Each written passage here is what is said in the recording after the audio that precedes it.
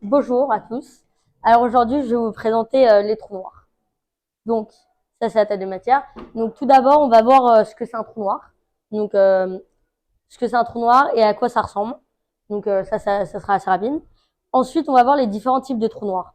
Donc, il y en a 4 majeurs. Enfin, peut-être qu'il y en a plus, mais on n'en a toujours pas découvert. Mais il y en a 4 majeurs. Donc, c'est les trous noirs stellaires, supermassifs, intermédiaires et primordiaux. Donc, je vais vous en parler de chacun d'eux et comment ils se forment, etc. et leurs propriétés. Ensuite, comment on peut les observer, avec les différents outils. Et finalement, je vais vous parler des trous blancs et des trous de verre. Et aussi, je vais vous parler d'une théorie que je trouve assez intéressante. Donc voilà. Alors, en premier, qu'est-ce qu'un trou noir? Donc un trou noir, c'est une région dans l'espace, enfin dans l'univers, pardon, qui a une force gravitationnelle extrêmement forte. Je pense que vous savez ce que c'est une force gravitationnelle, mais c'est ce qui reste en gravitation, comme par exemple la Lune, elle est en gravitation par rapport à la Terre. Donc, cette force-là, elle est si puissante qu'elle empêche toute matière ou lumière de s'en échapper une fois que c'est rentré dans l'horizon des événements. Et l'horizon des événements, je vous en parler juste après, mais c'est la zone où si un objet ou quelqu'un rentre dedans, bah c'est fini. Euh, pour un peu expliquer ça, la vitesse de libération est plus grande et supérieure à la vitesse de la lumière. La vitesse de la lumière, vous savez tout ce que c'est la vitesse des photons, par exemple. Enfin oui, c'est la vitesse des photons. Et la vitesse de libération, c'est la vitesse qu'il faut pour qu'un objet sorte du champ gravitationnel. Par exemple, la Lune n'est pas assez rapide pour sortir du champ gravitationnel de la Terre. Donc, la vitesse de libération d'un trou noir, c'est peut-être 350 000 km par seconde, c'est très très très rapide. Donc, rien ne peut en sortir, même les photons. C'est donc pour ça que c'est un trou noir, parce qu'en fait, au centre, on peut pas voir c'est noir vu qu'il n'y a pas de photons. Enfin, même les photons n'en sortent pas. Donc, pour le moment, et peut-être pour le reste de notre existence, on ne peut pas savoir ce qu'il y a. Et aussi, le rayon d'un trou noir, c'est proportionnel à sa masse. Enfin, donc, le rayon de l'horizon des événements. Ensuite, à quoi ça ressemble? Donc là, on a une belle image, c'est une image de synthèse d'un trou noir. Et je vais vous parler des différentes parties. On va commencer par le centre. Donc comme je vous ai parlé, le trou noir en lui-même, c'est la singularité. C'est au centre du trou noir. Et il n'y a, ça n'a pas de taille. Enfin, c'est contre-intuitif parce que nos lois de la physique, ça ne peut pas l'expliquer. On n'a aucune idée de quelle taille ça fait. Il pourrait y avoir des centaines d'astres à l'intérieur, mais on ne sait pas. Et comme j'ai dit, nos lois de la physique, ça ne peut pas l'expliquer parce que ça brise les espaces-temps. Ensuite, autour de ça, on a l'horizon des événements. Donc ça, c'est la partie entre le trou noir et le rayon entre le trou noir et le disque d'accrétion, enfin, et le dernier ordre stable. Donc, ça s'appelle l'horizon des événements. Enfin, en gros, quand il y a un objet ou quelque chose qui va rentrer dans ce rayon-là, alors à ce moment-là, il faut avoir une vitesse de libération plus grande que celle de la lumière pour sortir du champ gravitationnel. Donc, techniquement, à part si on trouve un objet qui est plus rapide que la vitesse de la lumière, rien ne peut s'en échapper une fois que c'est rentré dans l'horizon des événements. Autour, c'est le dernier orbite stable, donc juste à côté de l'horizon des événements. C'est très proche, donc ça en est très proche, mais tant qu'on reste dans l'orbite stable, on peut quand même sortir de la force gravitationnelle. Ensuite, on a le disque d'accrétion, donc c'est probablement la partie la plus voyante. Donc ça, c'est un trou noir stellaire à formation binaire, mais il tourne encore, donc on peut voir le disque d'accrétion. Donc le disque d'accrétion, c'est où la matière, elle commence à se faire absorber par le champ gravitationnel et elle se fait étirer. Et Stephen Hawking, un grand physicien, a donné le nom de ce phénomène de la spaghettification. En fait, la matière, elle se fait étirer, elle se fait absorber. Et si elle n'est pas assez rapide, alors elle rentrera dans l'horizon des événements. Et nous avons aussi la dernière partie du trou noir. Et ça, encore une fois, c'est pas dans tous les trous noirs. Donc, il y a des trous noirs qui sont pas actifs. Et donc, à des moments, ils n'absorbent rien. Et donc, il y a un jet de particules qu'on peut voir ici. Alors, le jet de particules, c'est le plasma qui ressort lorsque la matière elle est éjectée à une vitesse qui est proche de la vitesse de la lumière.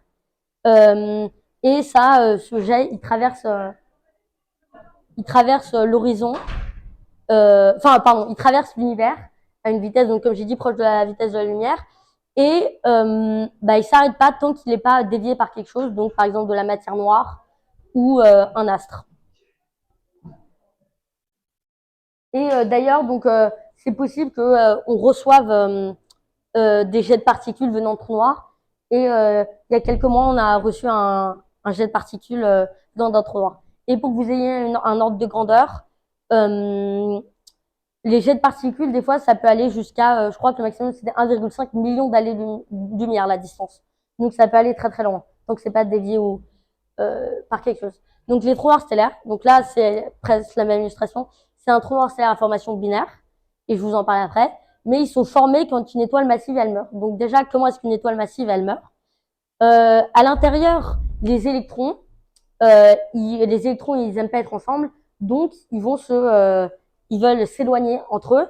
Mais après, il y a le noyau de l'étoile qui s'effondre sur lui-même. Donc, si l'étoile est assez massive, donc si elle est très grande, par exemple, elle a 100 unités de 100 masses solaires, alors les électrons seront assez puissants pour empêcher l'effondrement pour le moment, mais au final, au bout d'un moment, ça s'effondrera. Mais quand ils sont pas assez puissants, alors l'étoile va s'écraser sur elle-même et ça va former une supernova. Donc une supernova, c'est une énorme explosion. Et donc ça va jeter de la lumière, pardon, pas de la lumière, de la matière, du plasma à travers une région dans, dans l'espace. Oui. En gros, j'allais y venir, merci de m'avoir appelé. Donc, à la formation binaire, là, on voit ici une étoile. Et en fait, ce qui se passe, c'est quand donc, comme j'ai dit, c'est un trou noir stellaire normal, mais en fait, pendant sa formation, il y a une autre étoile qui est proche, et donc en fait, pendant sa formation, il va se nourrir de l'étoile, et donc ça va le rendre encore plus gros qu'il aurait pu être. Et encore une fois, là, on peut voir la spaghettification, donc ça va complètement détruire l'étoile, et elle va se faire complètement prendre par le trou noir. Ensuite, les trous noirs supermassifs. Donc là, pour information, les trous noirs, le trou noir stellaire, c'est, on va dire, c'est celui qu'on connaît le mieux parce que c'est celui qu'on peut voir. Parce que les prochains dont je vais vous parler, enfin, et les trous noirs supermassifs. Donc le trou noir supermassif, on peut les observer, mais les trous noirs primordiaux et intermédiaires, on ne peut pas les observer et je vais vous expliquer pourquoi après. Donc, un trou noir supermassif, c'est énorme. Là, en fait, il y a un trou noir supermassif et c'est dans les centres des galaxies. Donc, c'est extrêmement grand. Ben voilà, on peut voir, c'est la masse est minimum de 100 millions de masses solaires. Vous pouvez vous imaginer la taille. Et donc, il y en a un dans la majorité des grandes galaxies. Alors, il y a deux oui. C'est en photo, c'est une image? Non, ça c'est une image de synthèse. Il y aura très rarement des photos parce que la première, je vais revenir. Là, c'est M87 étoiles. Donc, c'est un trou noir et c'est le premier trou noir qu'on a réussi à avoir en photo. Mais bon, c'est pas très beau. Enfin, par rapport à. Parce que, à cause des photons, justement, elles sont différentes, les images, mais ça va beaucoup être des images de synthèse. Donc, il y a deux hypothèses dans comment ça se forme. La première, c'est qu'en fait, le trou noir supermassif, à la base, c'est un trou noir stellaire très grand. Donc, ça venait d'une étoile à un peu moins de 200 masses solaires, vu qu'au-dessus de ça, d'après nous, enfin, on n'a pas trouvé, et d'après nous, ça n'existe pas des étoiles plus grandes que 200 masses solaires. Et donc, en fait,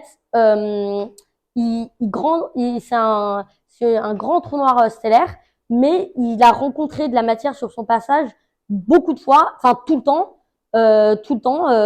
durant, enfin, toute son existence. Et donc, il va grandir, grandir, grandir, pour au final devenir avoir une masse minimum de 100 millions de masses solaires.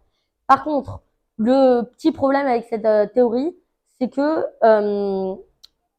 c'est très très rare pour le trou noir de rencontrer autant de masse durant son existence, parce que il y a seulement 4% de la masse totale dans notre univers qui est de la masse, on va dire, normale. Donc, par exemple, la poussière d'étoiles ou les photons, par exemple, la lumière, ça c'est de la masse normale, mais après le reste c'est de la matière noire ou de l'énergie noire.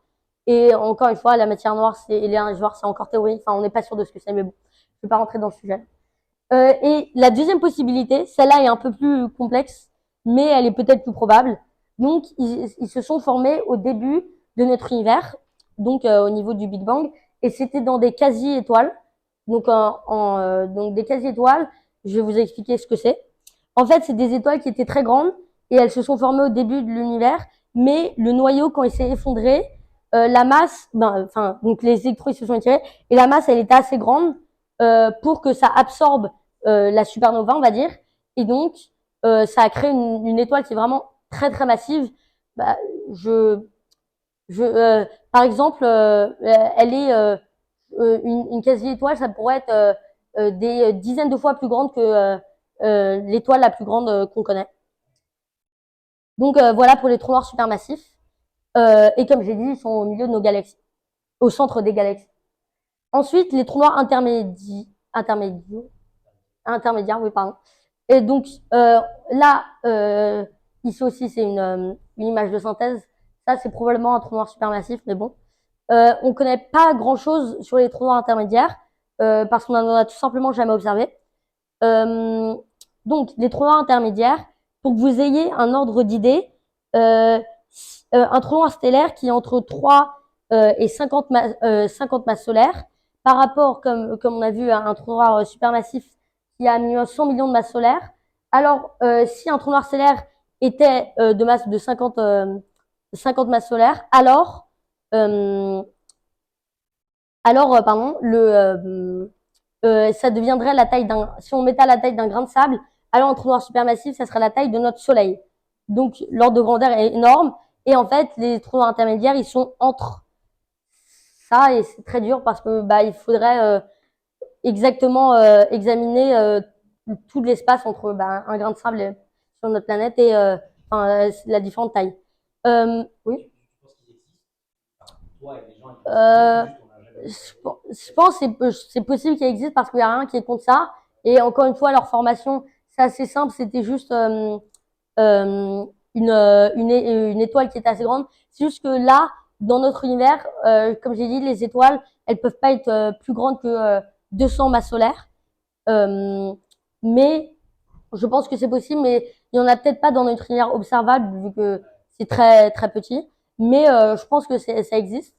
Et donc pour que il y ait des étoiles assez grandes pour créer des trous intermédiaires, alors c'était au début, donc au début du Big Bang, que ces étoiles ont été créées, donc à peu près au même moment des quasi-étoiles, mais pas de la même taille. Donc voilà. Ensuite, les trous noirs primordiaux. Donc ceux-là, on en connaît encore moins parce que ils sont hypothétiques, on n'en a jamais observé. Mais ça serait une grande découverte parce que c'est possible qu'on trouve qu'on trouve de la matière noire à côté d'une région dans laquelle il y a un trou noir primordial. Donc, comme on peut le voir, ça a été formé au début de notre univers, durant le Big Bang.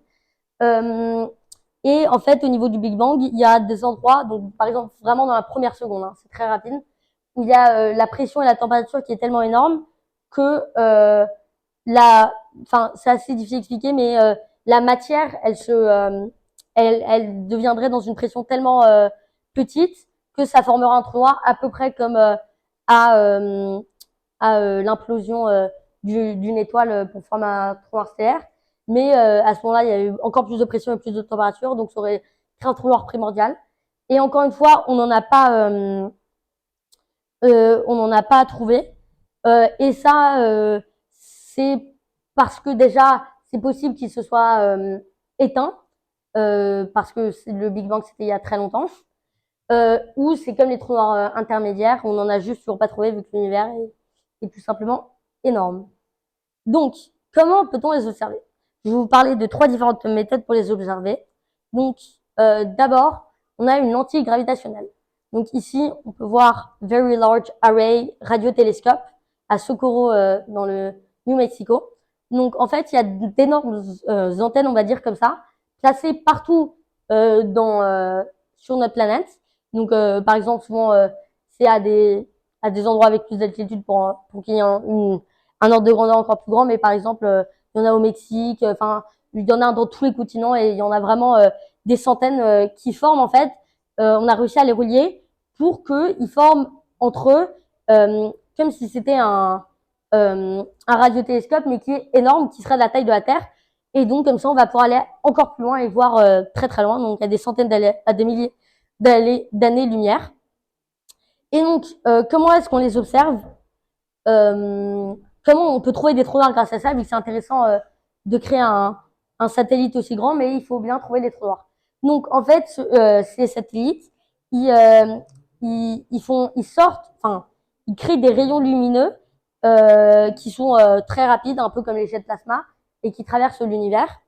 Et en fait, ces rayons lumineux, donc de photons, tant qu'ils vont pas trouver de trou noir ou de matière noire, mais bon, la matière noire c'est embêtant, tant qu'ils vont pas trouver de trou noir, on sait qu'il n'y en aura pas, mais si ils passent au niveau d'un trou noir, alors ça va être dévié à cause de du champ gravitationnel qui est extrêmement fort, ou même le rayon va être tout simplement ne va plus exister parce qu'il il va être aspiré par dans l'horizon des événements du trou noir. Donc ça c'est la première méthode pour en trouver. Ça c'est une bonne méthode parce que c'est techniquement observable. Donc c'est moins hypothétique que d'autres que je vais vous montrer après. Donc ça c'est l'influence gravitationnelle des astres. Ça c'est une méthode hyper simple, très très simple et je trouve très intéressante. Donc ici on a une image. Donc ça, c'est du rayon gamma, si je ne me trompe pas, mais bon. Et ça a été fait par Keck USCLA Galactic Center Group. Et donc, en fait, là-bas, les astrophysiciens, ils ont eu l'idée de prendre, on va dire, une région dans l'espace où il y a un groupe d'étoiles. Donc là, par exemple, enfin, juste le point orange, là, c'est l'étoile. Et donc, en fait, son, euh, euh, son, euh, son champ gravitationnel, enfin, quand elle bouge dans ce cercle-là. Donc ça, c'est différentes positions, comme par exemple nous quand on tourne autour du Soleil. Mais en fait, là, est-ce que vous arrivez à voir quelque chose dans cette image? Oui. Ouais, c'est ça. Donc c'est à peu près ici. À peu près ici, il y a un centre où il y a tous les disques qui se ramènent. Et pourquoi? Parce qu'ici, il y a un trou noir. Donc comme j'ai dit, c'était assez simple.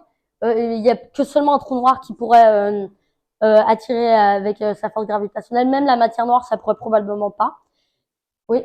Juste, par exemple, une idée, ce serait par exemple, on imagine ça, mais pour des trous noirs, on regarde l'influence gravitationnelle, pas des astres, mais des trous noirs, pour trouver un trou noir encore plus grand, par exemple. Ah oui, oui, oui, oui, c'est une bonne idée. Ouais, c'est possible. Après, c'est plus dur parce que Oui, faut observer les trous noirs pour ensuite ouais, ouais. observer un autre trou noir. Donc, mais oui, ça serait une bonne idée pour en trouver des plus grands. Euh, et ça, malheureusement, c'est un peu moins bien que la lentille gravitationnelle où il y a un rayonnement X, parce que c'est pas techniquement observable, c'est scientifique, c'est selon nos lois de la physique, mais elle pourrait être fausse, parce qu'on a plein de problèmes dans nos lois de la physique, donc c'est possible qu'elle ne marche pas. Mais bon. Euh, Ensuite, le rayonnement X, donc avec la lentille gravitationnelle, c'est un très bon moyen. Donc ici, là, je vous ai mis les différentes ondeurs d'onde, mais nous, on va s'intéresser au rayon X. Mais il y a le rayon gamma, donc ça, c'est au niveau euh, la fission atomique, je crois, ouais, atomique. Il y a les rayons opticales, donc ça, c'est la lumière violette, donc ça, c'est nous qui voyons ça. Thermique, donc infrarouge. Mais bon, nous, on s'intéresse aux rayons X parce que les rayons X, ça passe à travers les objets, bah, par exemple les radios, on les fait grâce à des rayons X. Donc, dans les trous noirs stellaires qui sont en rotation, on peut détecter le disque d'accrétion. Donc, tout simplement, on va avoir des très grands, enfin des télescopes et des satellites qui sont très puissants, qui vont examiner le ciel pour euh, des, euh, des zones où il y a une grande source de rayons X parce que le, le disque d'accrétion, il exerce beaucoup de rayons X et donc c'est facilement observable. Donc ça, par rapport à l'influence gravitationnelle, c'est enfin c'est plus précis et on est sûr que ça marche parce que les rayons X, il n'y a rien qui va pouvoir les remettre en cause. Ensuite, donc là, les deux dernières parties, c'est c'est un peu plus, ça va être beaucoup moins, on va dire réel et intuitif parce que là, c'est complètement théorique et complètement hypothétique. On sait pas du tout si c'est réel ou pas, mais bon, je trouve que c'est des théories très intéressantes et qui sont ouais, intéressantes. Et je me disais que c'était bien de vous en parler. Donc, on va commencer par les trous blancs. Donc, un trou blanc, c'est, on va dire, l'inverse d'un trou noir. Voilà pourquoi il est nommé trou blanc. D'ailleurs, trou blanc, là, l'image de synthèse, c'est en blanc, mais c'est pas forcément blanc, ça pourrait être en jaune parce que les photons, c'est pas forcément blanc, mais enfin, c'est juste pour un peu mieux imaginer. Donc, c'est aussi appelé une fontaine blanche, mais c'est uniquement théorique, on n'en a jamais observé un. Et ça va être dur d'en observer parce que, en fait, c'est très rare la formation, mais ça serait quand la singularité, elle est dans le passé de l'horizon des événements. Donc la singularité, vous vous en souvenez, c'est le tout petit point qui est au centre où il y a tout qui, voilà, mais c'est noir. Mais ça serait, on va dire, dans le passé de l'horizon des événements. Mais ça défie l'espace-temps, donc c'est pas très intuitif et bah justement, en fait, ah oui, ok, merci. Admettons que ici on a l'horizon des événements, donc son temps. Ici on a le passé et admettons que ça c'est le présent. Et en fait, il y a une théorie où il y a différents temps pour différents objets. Donc ça, c'est notre objet, par exemple. Donc ça, c'est l'horizon des événements. Ça, c'est son futur, mais c'est uniquement son futur. Et ça, c'est uniquement son passé. Et par exemple, il ne va pas pouvoir avoir un futur là. Tout ce qui est là, il va pas pouvoir le voir. Tout ce qui est là, ça aurait pas pu être dans son passé. Et donc en fait, euh, on va dire ce temps, le temps de la singularité, il n'est pas au même endroit que le temps de l'horizon des événements. Donc c'est possible que ça soit par exemple comme ça et que ici ça soit celui de la singularité. Et donc ici c'est le futur. Et en fait ça peut seulement être dans le passé, le temps où ils se rencontrent. Et donc à ce moment-là, ça courberait l'espace-temps, mais à la place de prendre la matière, alors ça la jetterait comme une fontaine, globalement. Mais donc aucune matière ne peut rentrer dedans. Mais ça, on n'en a jamais vu.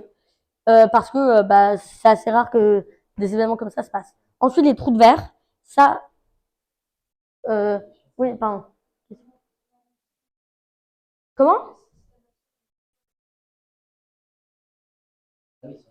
Elle vient d'où? Alors, soit il y a, mais ça c'est, je suis pas sûre que ce soit possible, mais qu'il y a un trou noir qui serait, on va dire, de l'autre côté, mais bon, c'est difficilement possible. Euh, ou sinon, tout simplement, bah, en fait, c'est une singularité qui, bah, par exemple, c'était l'ancienne singularité d'un trou noir et elle aurait, au fur et à mesure de son existence en trou noir, elle serait, euh, on va dire, à un autre moment du temps de l'horizon des événements, donc elle serait allée dans son passé et donc il se serait transformé en trou blanc. Mais en fait, le problème, surtout avec les trous blancs, c'est que ça parle de la singularité, mais les singularités, c'est très énervant. Et on veut les enlever des lois de la physique parce qu'on n'arrive pas à les expliquer, parce que, comme je vous ai dit, juste un point, mais il peut y avoir des centaines d'astres dedans. On ne sait pas comment ça marche. Donc c'est un peu plus complexe. Par contre, un trou de verre, ça, c'est très intéressant. Et pour le coup, c'est possible. C'est juste qu'on n'en a jamais vu parce que ça respecte la géométrie spatiale, je crois, qui a été... comment? Oui, c'est ça.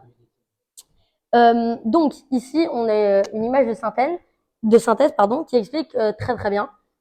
Attends, je vais même prendre ça pour faire un exemple encore mieux. Donc, admettons que ici, on est, oui, pardon. Admettons, admettons qu'ici, on est notre galaxie, donc la Voie lactée, et qu'ici on est Alpha du Centaure, notre galaxie.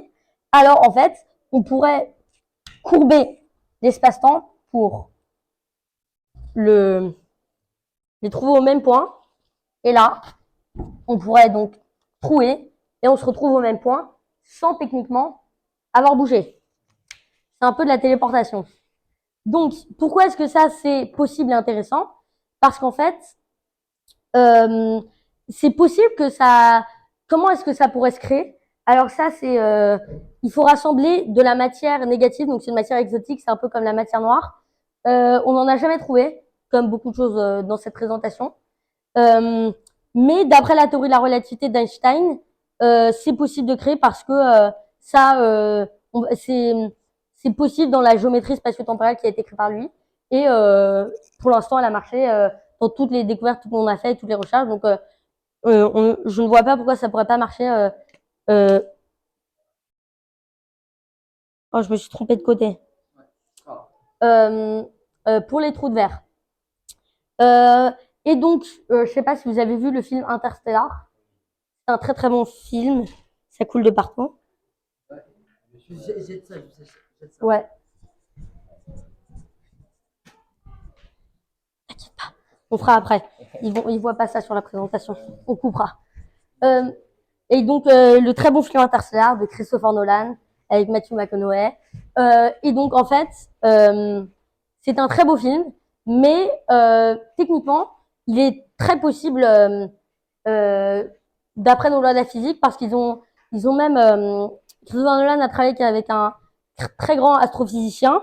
Je me souviens plus de son nom, mais voilà, voilà, c'est ça, la physique. Et pour tout simplement rendre le film plausible, parce que dans plein de ses films, il veut que ça marche comme dans Inception. Enfin, il veut que ça soit possible et que ça soit intuitif. Et donc en fait, il y a un trou de verre dans leur univers, et le trou de verre leur permet d'aller dans une autre galaxie pour sauver le monde. C'est un très beau film, je le recommande. Mais sinon, ça utilise un trou de verre, et ça peut marcher, comme on a dit, parce que ça défie l'espace-temps, mais bon, comme la singularité et comme plein d'autres objets. Alors, oui, pardon. Ce trou de verre se créerait tout seul ou est-ce qu'il y a une intervention? Par exemple, dans Interstellar, la théorie qui est très bien, c'est qu'il y a des êtres qui soient beaucoup plus, par exemple des aliens ou des êtres qui soient très très intelligents et qui peuvent manier la quatrième dimension. Et donc, ils pourraient créer un trou de verre. Par exemple, s'ils ont trouvé de la matière négative, mais c'est exotique, donc c'est très dur à trouver ou même à manier. Donc, soit c'est possible qu'il y ait des gens qui réussissent à le créer. Après, je sais pas comment créer un trou de verre, sinon je l'aurais peut-être déjà fait. Mais sinon, c'est possible que ça se forme tout seul, mais il faudrait que, encore une fois, qu'il y ait une probabilité assez bonne que les événements marchent en même temps pour que ça se forme. Mais encore une fois, oui, une autre question.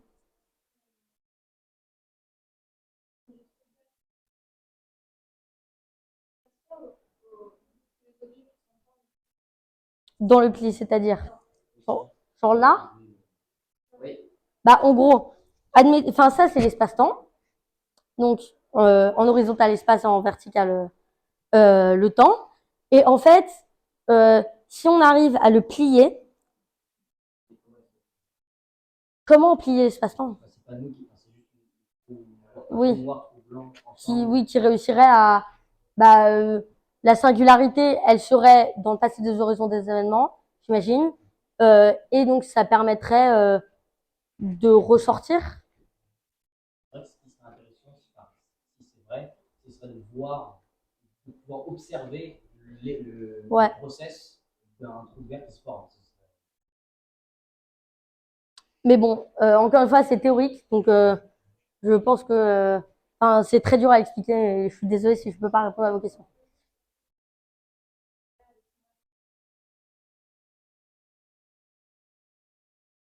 Oui, oui, oui, oui, oui.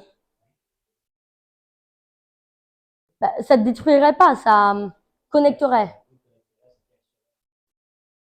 Mais nous, on n'a jamais vécu une perforation d'espace-temps, et je pense que si on en vit une, il y aurait beaucoup d'événements auxquels on ne s'attend pas, qui peuvent se passer. Alors, une autre théorie, c'est le Big Bounce. Alors, celle-là, elle est plus connue.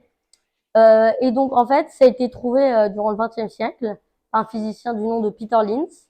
Et il prétend que, en fait, l'univers, donc par exemple, avant le Big Bang, il y aura un univers qui est en train de se dilater et comme on peut voir ici, de devenir de plus en plus petit. pour devenir une singularité, encore une singularité. Et en fait, à ce moment-là, ça aurait été le Big Bang, et donc, enfin, ou autrement dit le Big Bounce. Et donc, pour ne pas, en fait, tout cette théorie tient sur la seconde loi de la thermodynamique, parce que, et pour ne pas la violer, parce que sinon ça marche pas en fait. Mais en gros, la seconde loi, c'est que il y a une grandeur physique, c'est l'entropie, et l'entropie, ça explique, on va dire euh, oui, le degré de désorganisation qui peut se passer dans, dans un, dans un système, voilà, pardon. Euh, et donc, en fait, ça explique, par exemple, ce qui pourrait se passer et ce qui pourrait pas. Et donc, une, euh, un univers ne pourrait pas se dilater, devenir une singularité, au final, finir d'exister. Sinon, ça durerait la seconde loi de la thermodynamique. Ou par exemple, c'est comme l'océan, il peut pas tout d'un coup complètement devenir de l'énergie kinétique. C'est pas possible. Donc, parce que c'est pas possible d'après la thermodynamique. Et donc, il y aurait le grand rebond. Donc, admettons qu'on oublie ça, là, c'est comme s'il y avait le Big Bang. Donc, ici, la première expansion de l'univers. Euh, et ensuite, après ici, l'univers qui s'expand, mais pas de façon très grande. Donc là encore, il y a vraiment voilà, 10 puissance 13 secondes. Donc c'est très peu. Mais il y a les premières galaxies qui se forment. Donc par exemple, admettons, ici, c'est possible qu'il pourrait y avoir euh, les trous noirs primordiaux ou intermédiaires qui se formeraient au même supermassif. Donc ici, c'est 10 puissance moins 38 secondes. Donc c'est au moment où il y a l'inflation quantique. Et après, ici, euh, c'est où Hubble a découvert qu'en fait, l'univers expand beaucoup plus rapidement qu'on le pensait. Mais bon, donc en fait, le Big Bounce, c'est possible, mais techniquement, ça n'a jamais été réellement admis vu qu'il n'y a pas de preuve mathématique vraiment qui explique comment ça pourrait marcher. Mais c'est assez dur à démontrer. Mais bon, donc voilà, c'est fini. Si vous voulez des liens pour faire des recherches. Merci. Et si vous avez encore des questions, n'hésitez pas. Avoir une petite discussion, un débat. Je sais pas, par exemple, pour toi, qu'est-ce qui t'a intéressé sur les trous noirs? Euh, moi, en fait, je trouve que déjà l'astrophysique, c'est très intéressant, mais surtout les trous noirs. Déjà parce que moi, je pourrais faire une découverte, contrairement à plein d'autres sujets où on va dire ils sont déjà terminés. Les trous noirs, on en sait très peu. C'est très très vaste là, comme vous allez pouvoir, il y a plein de choses théoriques et on ne connaît toujours pas plein de choses, mais on peut découvrir des choses. Et je trouve que c'est très intéressant, juste de comment ça fonctionne avec la singularité ou par exemple les trous de verre. Je trouve ça tout simplement spectaculaire. Euh, moi, pour le coup, j'aimerais beaucoup, on va dire, travailler sur ça plus tard, donc faire de la recherche dessus, par exemple, parce que, comme j'ai dit, c'est un sujet très vaste et on peut faire plein de découvertes dessus. Donc voilà. Et vous, vous en pensez quoi des trois? Non, c'est intéressant quand on t'a dit que tu as écrit si la nature a encore été vue, encore Ouais. été prouvée genre 10 fois sur les slides. Ouais, Enfin, il y a un truc qui est tellement vaste qu'on connaît rien. ouais, c'est ça. Je pense que c'est probablement avec la matière noire et l'énergie noire le sujet qu'on comprend le moins dans l'univers, parce que il y a tellement de réponses qu'on peut toujours pas, il y a tellement de questions, pardon, on ne peut toujours pas trouver les réponses.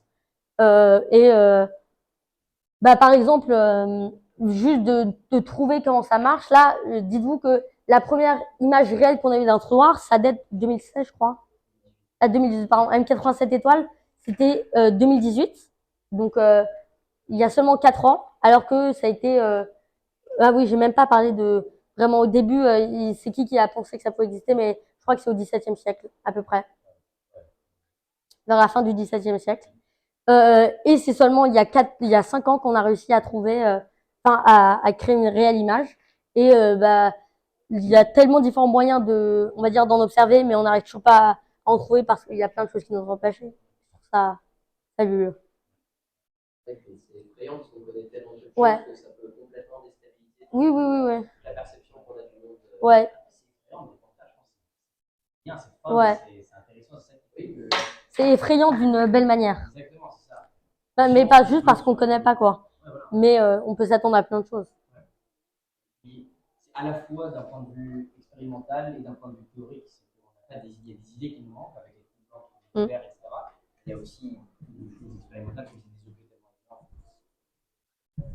énormes. Et d'ailleurs, bah, moi, je trouve que Interstellar, c'est un très bon film qui explique ça parce que. Quoi? Ouais, peut-être. Parce que bah, moi, c'est un peu grâce à ça que je me suis dit que c'était vraiment incroyable et que j'ai fait plein de recherches dessus. Et aussi grâce à Monsieur Lagasse, merci à lui. Bah, parce que le trou vert, je pense, c'est peut-être ce qui est le plus intéressant dans les trous noirs, vu que ça serait incroyable si on arriverait à en créer ou à en trouver. Donc, qu'est-ce que vous pensez, par exemple, des liens entre les trous noirs et d'autres D'autres événements, ouais. par exemple? Parce que, par exemple, je sais que, t'as parlé de singularité, et je sais pas si vous connaissez Ray Kurzweil, par exemple. C'est un grand futuriste, il est, je crois, le directeur de l'innovation chez Google. Et lui, il a écrit plein de livres sur la singularité technologique. Il adapte cette même idée de singularité de trou noir pour la technologie en disant que c'est le moment dans l'histoire, dans le temps, où quand on passe ce cap-là, ben, en fait, on ne pourra plus prédire le rate of Growth. Voilà, growth de la technologie tellement ça sera rapide. Bah, c'est déjà ce qui se passe un peu avec l'intelligence. Même Elon Musk a dit qu'il voulait stopper la course à l'intelligence artificielle. Ouais. Et aussi, enfin, par exemple, le Big Bang, techniquement, ça pourrait être un trou noir et un trou blanc. Et donc, juste ça, de dire que peut-être qu'on vit dans un trou blanc. Enfin, qu'on vient d'un trou noir aussi, ça, c'est toute notre vie, en fait, c'est un trou noir. Donc, c'est encore. On a l'univers observable autour de nous qui ouais. fait à peu près la taille d'un trou noir. Ouais. Ce qui fait du coup qu'il serait possible qu'on soit oui. dans un trou noir qui ouais. compose notre univers observable. Ouais, parce qu'on ne sait pas du tout, on ne saura pas ce qu'il y a derrière l'univers observable. Et qu'est-ce qu'il y a d'autre comme lien